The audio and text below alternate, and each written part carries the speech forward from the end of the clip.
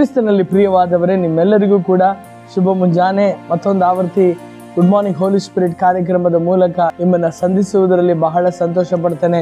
ಈ ಒಂದು ತಿಂಗಳು ದೇವರು ನಿಮ್ಮನ್ನ ಎಲ್ಲಾ ಜಯದಲ್ಲಿಯೂ, ಎಲ್ಲಾ ಬಿಡುಗಡೆಯಲ್ಲಿಯೂ, ಎಲ್ಲ ಅದ್ಭುತಗಳಲ್ಲಿ ನಡೆಸಲಿ ಎಂಬುದಾಗಿ ಕರ್ತನ ನಾಮದಲ್ಲಿ ನಿಮ್ಮನ್ನ ಮನಸ್ಸಾರೆ ಆಶೀರ್ವದಿಸ್ತೇನೆ. ಪ್ರೀತಿಯ ದೇವ್ ಜನರೇ, ಈ ಒಂದು ತಿಂಗಳು ನಮ್ಮ ಜೀವಿತದಲ್ಲಿ ದೇವರು ಎಲ್ಲ ಆಪತ್ತು ವಿಪತ್ತುಗಳಿಂದ ನಮ್ಮನ್ನ ಕಾಪಾಡುವ ದೇವರು. ಈ ಒಂದು ದಿನ ನಾನು ಕರ್ತನ ನಾಮದಲ್ಲಿ ಪ್ರವಾದಿಸ್ತೇನೆ. ನಿಮ್ಮ ಜೀವಿತದಲ್ಲಿ ಸೈತಾನನು ನೆನೆಸಿರುವಂತ ಎಲ್ಲ ಕೆಡುಕನ್ನ ದೇವರು ಮಾರ್ಪಡಿಸಿ ಅದ್ಭುತವಾಗಿ ಮಾರ್ಪಡಿಸಲಿಕ್ಕಿದ್ದಾರೆ.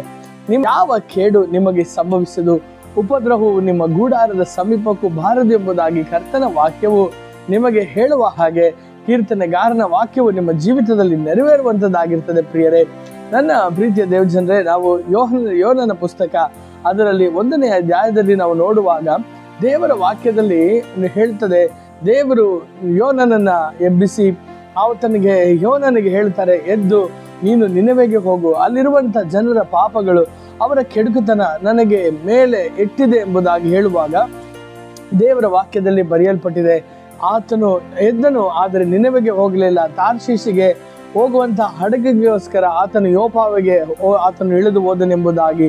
ಆದರೆ ಆತನು ಆ ದೋಣಿಯಲ್ಲಿ, ಒಂದು ದೊಡ್ಡ ಹಡಗಿನಲ್ಲಿ ಆತನು ಮಲಗಿರುವಾಗ ಅಲ್ಲಿ ಬಿರುಗಾಳಿಯು, ದೊಡ್ಡದಾದಂಥ ಅಲೆಗಳು ಆ ಒಂದು ಹಡಗಿಗೆ ಅದು ಬೀಸುವಾಗ ಆ ಒಂದು ಹಡಗಿನಲ್ಲಿರುವವರು ಎಲ್ಲರೂ ಕೂಡ ಅವರು ಗೋಳಾಡ್ತಾರೆ. ತಮ್ಮ ತಮ್ಮ ದೇವರುಗಳಲ್ಲಿ ಮೊರೆ ಇಟ್ಟಾಗಲೂ ಕೂಡ ಯೋನನು ಆತನು ನಿದ್ರಿಸ್ತಾ ಇದ್ದನೆಂಬುದಾಗಿ ದೇವರ ವಾಕ್ಯದಲ್ಲಿ ಬರೆಯಲ್ಪಟ್ಟಿದೆ.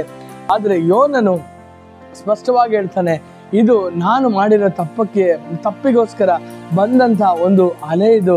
ಆದುದರಿಂದ ನನ್ನನ್ನು ನೀರಿನಲ್ಲಿ ಎಸೆದು ಬಿಡ್ರಿ, ಆಗ ನೀವೆಲ್ಲರೂ ಬದುಕಿಕೊಳ್ಳುವಿರಿ ಎಂಬುದಾಗಿ. ಆದರೆ ಅಲ್ಲಿದ್ದಂತ ಅವರು ಎಷ್ಟೋ ಪ್ರಯತ್ನ ಪಟ್ಟರು ಆತನನ್ನ ನೀರಲ್ಲಿ ಹಾಕಬಾರ್ದು ಎಂಬುದಾಗಿ. ಅವರಿಗಿದ್ದಂತ ಸಾಮಾನುಗಳನ್ನೆಲ್ಲ ನೀರಲ್ಲಿ ಹಾಕಿ ಆ ಒಂದು ಹಡಗು ಸ್ವಲ್ಪ ಭಾರ ಕಮ್ಮಿ ಆದ್ರೆ ಎಲ್ಲ ಸರಿ ಹೋಗ್ತದೆ ಎಂಬುದಾಗಿ ಅನ್ಕೊಂಡ್ರು. ಆದ್ರೆ ಪ್ರಿಯರೇ, ಏನು ಮಾಡಿದ್ರು ಕೂಡ ಅದು ಕಡಿಮೆ ಆಗ್ಲಿಲ್ಲ.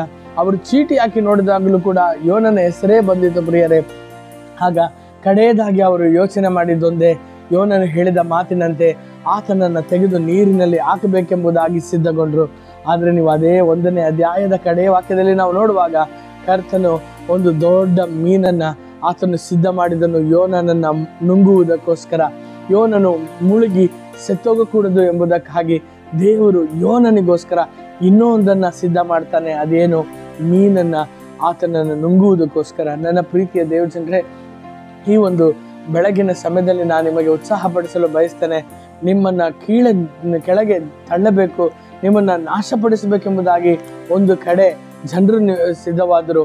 ನಿಮ್ಮ ಒಂದು ಸುತ್ತಲಿರುವವರೇ ನಿಮ್ಮನ್ನ ಕೇಡನ್ನ ಸಂಭವಿಸಬೇಕೆಂಬುದಾಗಿ ನೆನೆಸುವಾಗಲೂ ಸೈತಾನನು ನಿಮ್ಮನ್ನ ಮತ್ತೆ ತಿರುಗಿ ನೋಡದ ಹಾಗೆ ನಿಮ್ಮ ಜೀವಿತವನ್ನ ಮುಗಿಸೇ ಬಿಡಬೇಕೆಂಬುದಾಗಿ ಪ್ರಯತ್ನ ಪಟ್ಟರು ಕೂಡ ಇನ್ನೊಂದು ಕಡೆ ಪರಲೋಕ ರಾಜ್ಯ ನಿಮ್ಮನ್ನ ಕಾಪಾಡುವುದಕ್ಕಾಗಿ, ನಿಮ್ಮನ್ನ ಘನಪಡಿಸುವುದಕ್ಕಾಗಿ, ನೀವು ಪಟ್ಟಂತ ಅವಮಾನಕ್ಕಿಂತ 2ರಾಗಿ ಮಾನವನ್ನ ಹೊಂದಿಕೊಳ್ಳಬೇಕೆಂಬುದಕ್ಕಾಗಿ ದೇವರು ನಿಮಗೋಸ್ಕರ ಅದ್ಭುತ ಮಾಡುವಂತ ದೇವರು.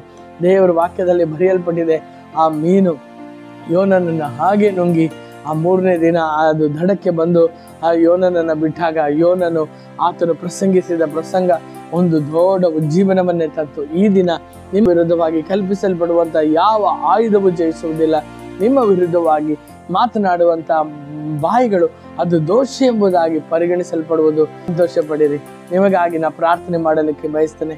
ತಂದೆಯಾದ ದೇವರೇ, ಯೇಸುವಿನ ನಾಮದಲ್ಲಿ ನನ್ನೊಂದಿಗೆ ಪ್ರಾರ್ಥಿಸುತ್ತಿರುವಂತಹ ನಿನ್ನ ಮಕ್ಕಳಿಗಾಗಿ ಪ್ರಾರ್ಥಿಸ್ತೇನೆ. ಅಪ್ಪ, ಈ ಬೆಳಗಿನ ಸಮಯದಲ್ಲಿ ಏನೆಲ್ಲ ಸೈತಾನನು ಕೇಡುಗಳನ್ನ ಇವರ ವಿರುದ್ಧವಾಗಿ ನಾಶನವನ್ನ ತರುವುದಕ್ಕೆ ಪ್ರಯತ್ನ ಪಟ್ಟರು, ದೇವರೇ ನೀವು ಅವರಿಗಾಗಿ ಒಳಿತಾದಂತ ಕಾರ್ಯಗಳನ್ನೇ, ಒಳ್ಳೆಯದನ್ನೇ ನೀವು ಮಾಡ್ಲಿಕ್ಕಿದ್ದೀರಿ. ಅದಕ್ಕಾಗಿ ಸ್ತೋತ್ರ.